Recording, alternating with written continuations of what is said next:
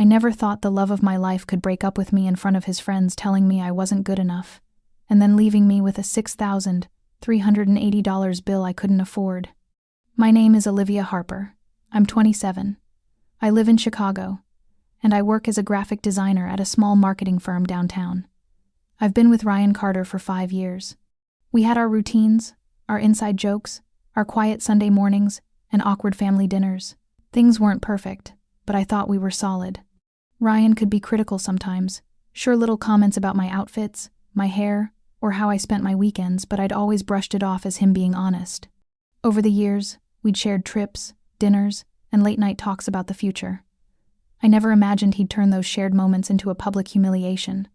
It all started last Friday when Ryan texted me about dinner with some work friends. He never really included me in his work life before, so I was excited.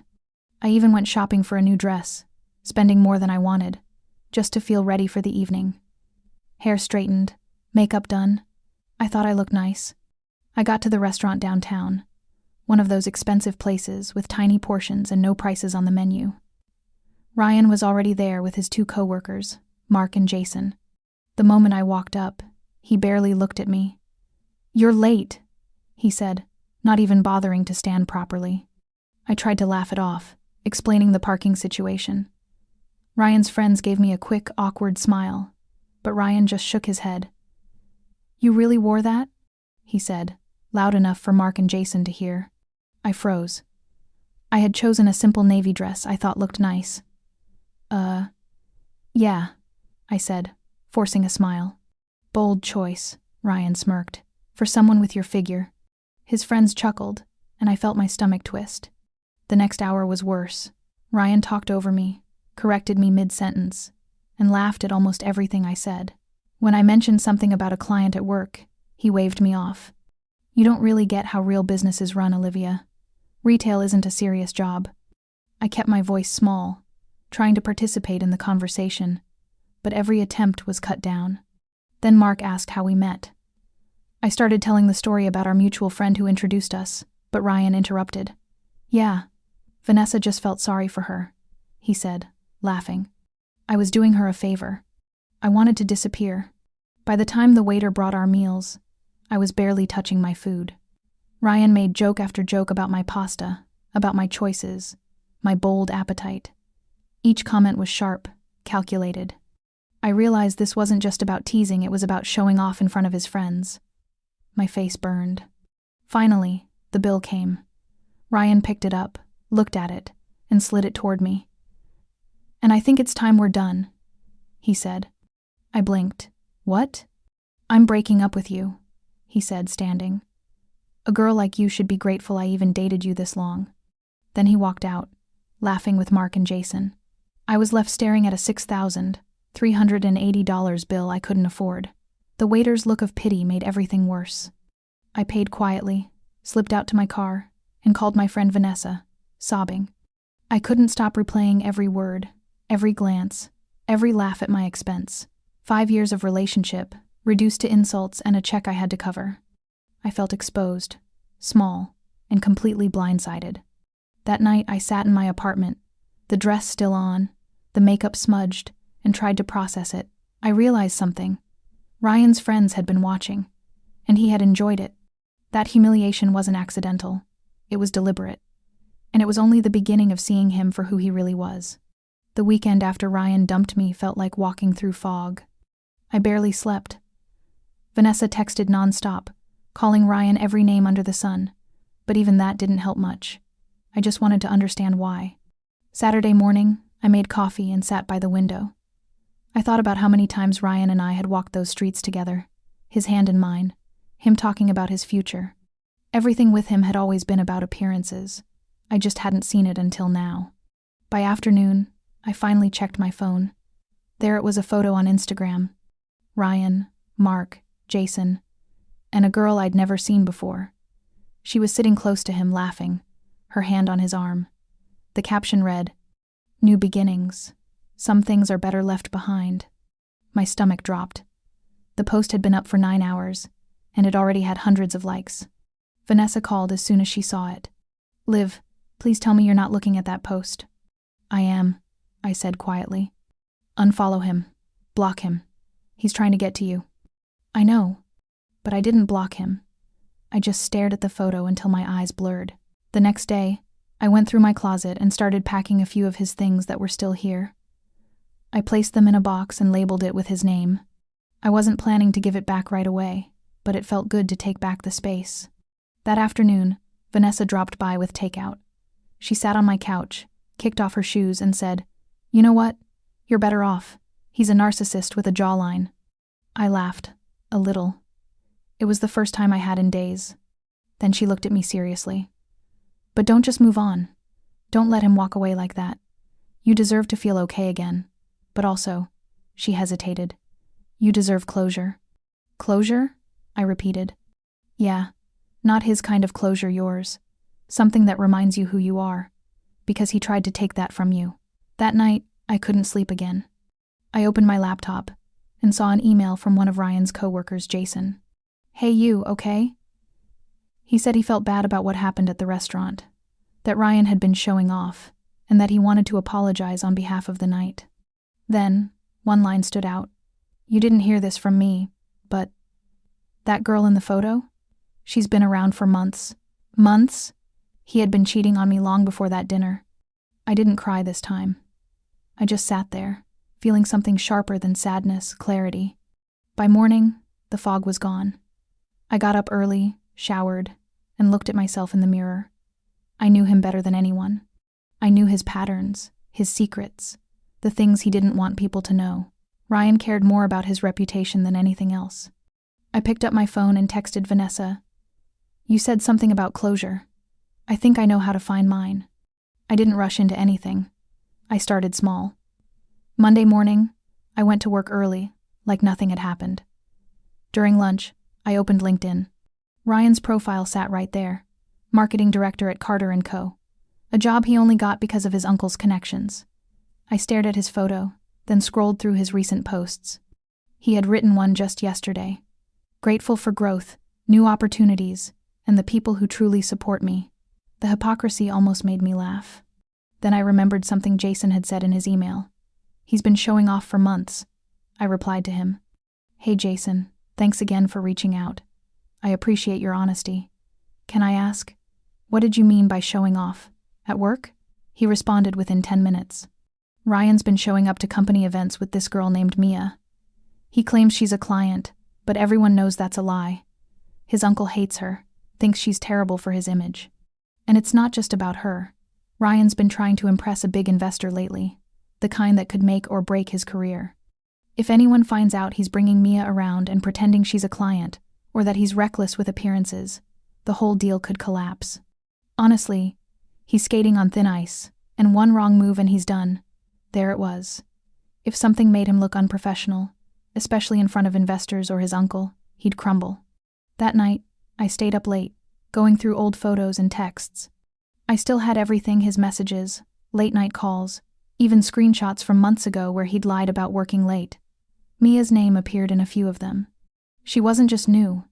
She'd been around while I was still in the picture. So, I started collecting proof. Screenshots, messages, timestamps. I even found a photo of us at a firm event from 2 months ago in the background.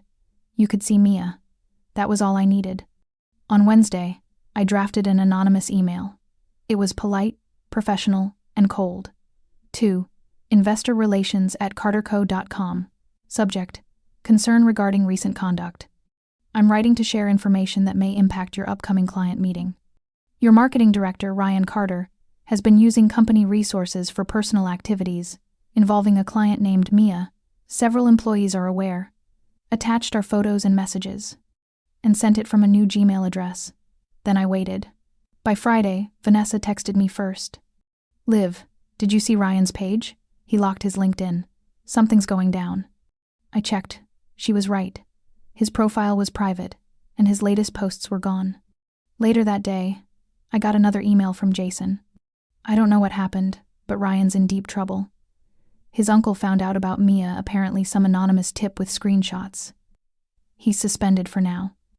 I read it twice. Then I set my phone down and smiled for the first time in days. That weekend, I finally felt hungry again. One Sunday morning, I got a message from Mia.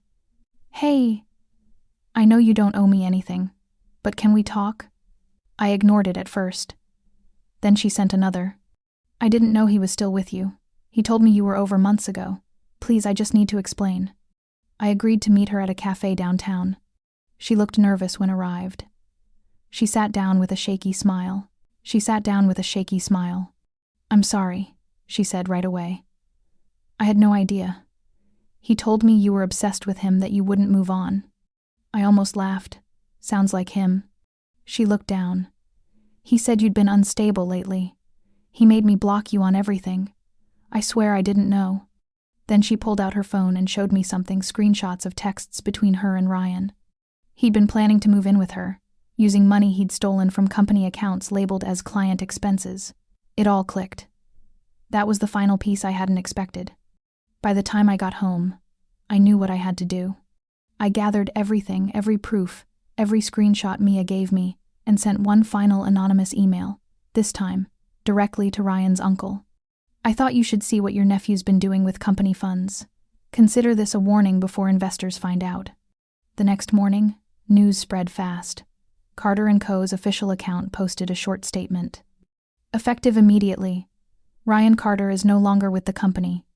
He had taken 5 years of my life and turned them into a joke for his friends. I had taken 5 days and turned his empire into dust. That night, Vanessa came over with champagne. To closure, she said, raising her glass. I smiled. To never doubting our worth again. When she left, I stood by the window, watching the city lights. Somewhere out there, Ryan was realizing that humiliation doesn't just happen in restaurants. Sometimes it arrives in boardrooms, wearing silence instead of applause. And I was finally free. 2 months passed. My life slowly became mine again. I stopped checking his socials, stopped replaying that dinner in my head. I went to work, came home, cooked dinner, sometimes went for walks. Ryan had vanished from the online world. No new photos, no new posts, no grateful for growth captions. Carter & Co. replaced his name on their website with a bland statement about leadership restructuring. The investors had backed away. He had lost everything he built on image, and I didn't need to do a thing more. Still, some nights, I wondered if he ever thought about that dinner the moment he laughed while I stood frozen, trying to hold back tears. I wondered if he remembered the look on my face when he handed me the bill and walked away. But I didn't crave answers. One Thursday morning, my phone buzzed with a message from an unknown number. Hey, it's Ryan. Can we talk? I stared at it for a long time. I hadn't seen his name in weeks. For a moment, I thought about ignoring it. Then curiosity won. About what? I replied. He texted back right away. Please, I just need a chance to explain. Coffee? Anywhere you want. Vanessa said I shouldn't go. He's not worth it, Liv, she warned. You already won. Let it be. But I wasn't going for him. I was going for me. There was a version of me that had sat in that restaurant, small and trembling. I wanted her to see how far she'd come. We met at a cafe downtown. I arrived early, just to make sure I could choose the seat. When he walked in, I barely recognized him. His confidence, the one that used to fill every room, was gone. He smiled weakly. Hey. Hi, I said simply. He sat down, fidgeting with his cup. You look good, he said. Thanks. I know you probably hate me. I just wanted to say I'm sorry. For everything. What I did that night was cruel. I don't even know what I was thinking. I nodded, quiet. You were trying to impress your friends. He winced. Yeah, I was stupid. Arrogant, I corrected softly. He looked up, met my eyes. Yeah, that too. He kept talking. About how the company blamed him, how his uncle refused to speak to him, how Mia left when things went public. He said he was trying to rebuild. I don't expect forgiveness, he said. I just wanted you to know that I know I was wrong. You humiliated me, Ryan. You looked me in the eye while you tore me down in front of your friends. And for what? To look powerful? He didn't answer. I cried for weeks. I stopped eating. I started thinking maybe you were right, maybe I wasn't enough. And you know what? That's the worst part. You made me believe that. His eyes dropped. I'm sorry, he whispered again. I looked at him. The man I once loved wasn't powerful anymore. And for the first time, I didn't feel anger, just distance. "I don't hate you," I said quietly. "I just don't think about you anymore." He nodded slowly. "I deserved that." He tried to smile, but it didn't reach his eyes. "I hope you're doing well. You deserve better." "I am," I said simply. We sat for a few more seconds. Then I stood up, gathered my things, and left. I didn't look back. That night, I came home, made tea, and sat by the window again, the same spot where I'd cried after that restaurant. Vanessa called just to check in. "So, did you go?" "Yeah. And?" "I think I finally said goodbye."